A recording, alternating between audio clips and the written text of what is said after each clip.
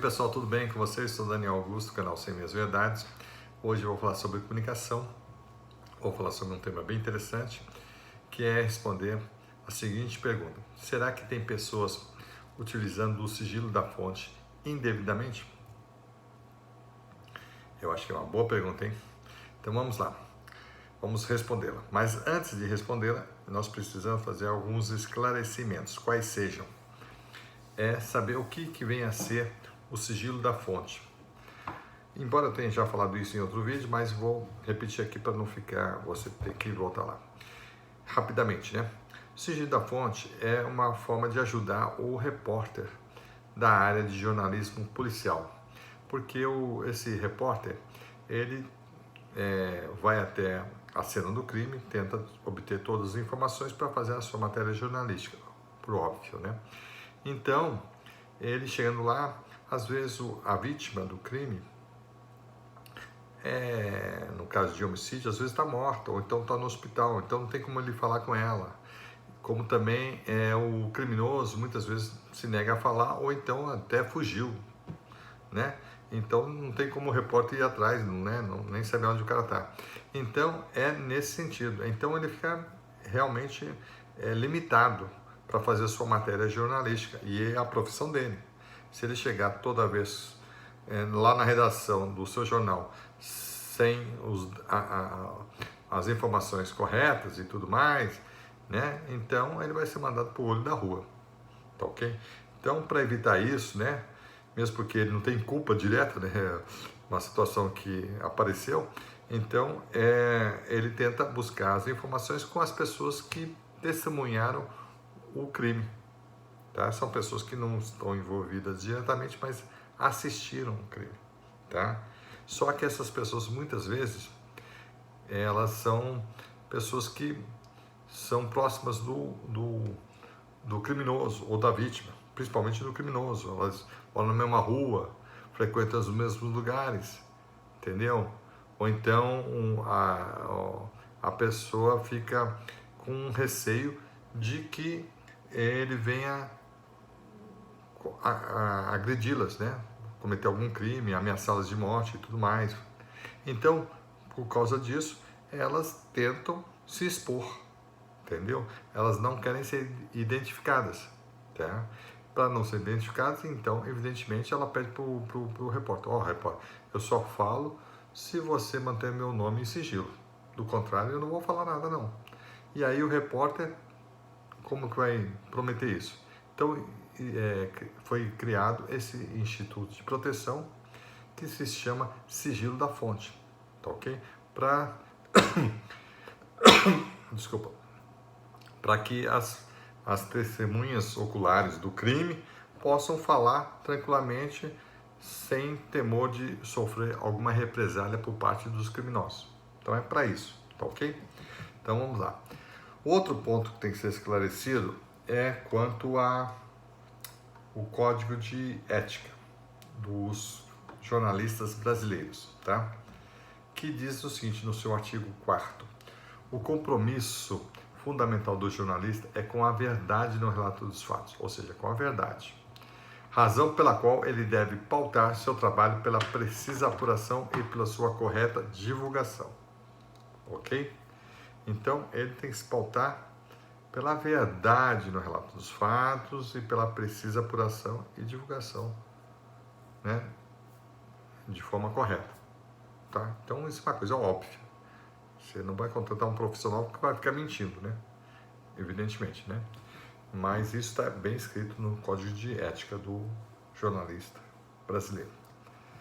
E no artigo 5º diz o seguinte: é direito do jornalista resguardar o sigilo da fonte. Bacana, hein? Só que isso aí tem uma nuance diferente do que está escrito lá na nossa Carta Magna, no artigo 5º, inciso 14. Tá? Lá diz o seguinte: é assegurado a todos o acesso à informação e resguardado o sigilo da fonte, quando necessário ao exercício profissional. Então, esse direito aqui, dito aqui no Código de Ética dos Jornalistas, ele é muito, assim, benevolente. Ele falou, é direito do jornalista resguardar o sigilo da fonte. Ou seja, é direito dele, do jornalista, ele vai resguardar qualquer fonte. Não é assim. Então, ele está se contrapondo, tá, ao que está escrito na Constituição Federal. Por quê? Porque aqui, quando você lê é direito do jornalista, ele está dando carta branca. É o jornalista que vai escolher quem ele vai resguardar. Ele pode resguardar todo mundo, porque ele acha que todo mundo tem direito a ser resguardado. Ah, mas isso é uma benevolência? Não, não pode ser uma benevolência, porque o anonimato é uma coisa ruim, ele tem que saber quem falou algumas coisas. Então, aí eu falo assim, não, mas o fulano que me deu uma certa entrevista, ele quer ficar no anonimato. Não, mas é como que você vai comprovar que ele quer ficar no anonimato? Como é que você vai comprovar? Que ele falou, olha, eu vou falar uma coisa, mas você só pode publicar se você não falar meu nome. Então, essa é a grande questão. Tá? Essa é a grande questão. Então, vamos lá. Eu vou voltar lá no final. Então, vamos lá. Então, o que é que acontece? É livre a manifestação do pensamento, sendo vedado o anonimato. Isso é o inciso 4 do artigo 5º da nossa Carta Magna. Então, é livre a manifestação de pensamento, você pode falar o que quiser, sendo vedado o anonimato. Por que é vedado o anonimato? Para saber quem falou aquilo. Porque caso ele venha mentir, ele venha prestar um falso testemunho, a lei, né, a justiça venha puni-lo por isso. Tanto é que no próximo inciso da Constituição Federal diz o quê? O inciso 5. É assegurado o direito de resposta proporcional ao agravo, além da indenização por dano material, moral ou à imagem. Então, logo em seguida diz o seguinte, você pode falar o que quiser. Você é livre manifestação do pensamento. Manifestar o seu pensamento. Não é pensar, é manifestar o pensamento. Sendo vedado o anonimato. Senão as pessoas iam falar várias coisas, isso, aquilo, e nunca ia falar quem foi. Então você ia xingar todo mundo, ia falar um monte de mentira e ficar no anonimato. Aí não dá, né? Aí é o caos. Então, o inciso 5 fala assim, olha, tá? Você pode falar o que quiser, eu sei quem falou, só que se eu comprovar que você falou uma mentira, eu vou querer um direito de resposta proporcional ao que você falou, nada mais, nada menos, né? E ainda vou pedir uma indenização por dano material, moral ou à imagem, conforme o caso. Tá certo? Então é isso para garantir. E tem outra questão. O inciso 14, que é o que fala do sigilo da fonte, ele fala o seguinte, é resguardado o sigilo da fonte, quando necessário ao exercício profissional. Não é o sigilo... essa proteção ao sigilo da fonte não é total, absoluto. Não, é só quando for necessário ao exercício profissional. Ou seja, para ele dar notícia, o profissional, quem é o profissional que dá a notícia? É o jornalista, é o repórter. Então, esse profissional, para dar essa notícia, ele precisa, em alguns casos, em que o sigilo da fonte seja preservado para que ele possa falar, essa pessoa possa falar, senão ela vai se negar a falar, porque ela está sob ameaça, tá bom? Então é nesse sentido, tá bom? Então vamos lá, então vamos avançar. É o seguinte, então o Código de Ética falou que é direito do jornalista resguardar o sigilo da fonte, porém ele não fez a ressalva que a Carta Magna faz, que é quando necessário ao exercício profissional. Mas, Daniel, como é que a gente vai ver quando é necessário o exercício profissional? Pelo simples fato do que foi relatado na notícia. Se a notícia relatar um crime, né? Um crime mesmo, né? E essa pessoa que relatar, ela está próxima ao criminoso, entendeu? Ela está próxima. Primeiro tem que ter um crime, entendeu? Não pode ser uma coisa banal, entendeu? Que vai mudar de partido, que a pessoa falou isso, que vai aumentar a alíquota do imposto X, ou que vai entrar em greve uma categoria X, entendeu?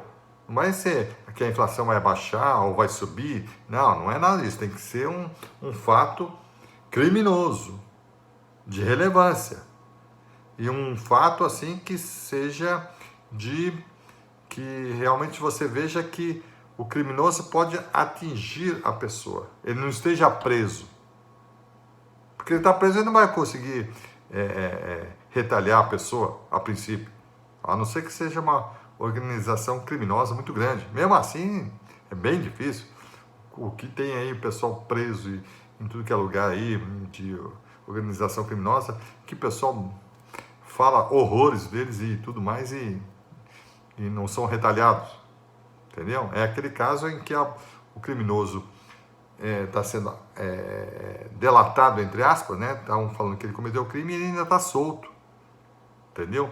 Então, é nesse sentido. Agora, quando o cara fica falando coisas que não são criminosas, não tem um porquê ter o sigilo da fonte. Isso é justamente uma coisa indevida, tá ok? Então, é nesse ponto que a gente tem que se ater. Quando a matéria jornalística não se tratar de um crime mesmo, tá? Não um crime de injúria, de difamação, isso é um crime menor, isso aí o cara fica acusando todo mundo, né? Isso aí não é um crime nessa questão, é aquele crime de assalto, de roubo, de corrupção, de assassinato, né? Coisas graves, estupro e tudo mais. Então são crimes graves. Esses crimes graves, e a pessoa que está delatando, ela é uma pessoa frágil em relação ao criminoso. E o criminoso, ele tem que estar mais ou menos solto, ele tem que ter condições de retalhar essa pessoa, de alguma forma. Não pode ser uma coisa que, eu acho que ele vai retalhar, entendeu? Ele está preso lá com várias algemas e vai ter poder. Não, ele não tem poder nenhum, tá ok? Então é nesse sentido. Então, foi indiferente disso, foi uma coisa totalmente contrariando esse quadro que eu pintei para vocês aqui, que eu desenhei para vocês. Então, não cabe sigilo da fonte, é indevido, ok? Então é isso, gente. Muito obrigado e até o próximo vídeo.